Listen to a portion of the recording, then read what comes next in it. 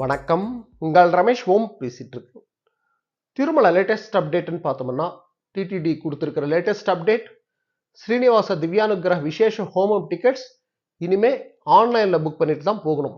அதாவது ஆகஸ்ட் 1ஆம் தேதியிலேருந்து அலிபிரியில் நடக்கிற ஸ்ரீனிவாச திவ்யானுகிரக விசேஷ ஹோமத்துக்கு ஆஃப்லைன் டிக்கெட் கொடுக்க மாட்டாங்க.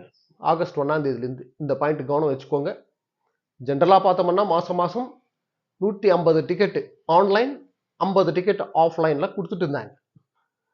ஸோ இன்னைக்கு ஸ்ரீனிவாச திவ்யானுகிரக விசேஷ ஹோம் டிக்கெட்ஸ் ஆகஸ்ட் மாதத்துக்கு சம்மந்தப்பட்ட ஆன்லைன் ரிலீஸ் பண்ணாங்கல்ல, ஒரு நாளைக்கு 200 டிக்கெட் பேசிஸில் ரிலீஸ் பண்ணிட்டாங்க.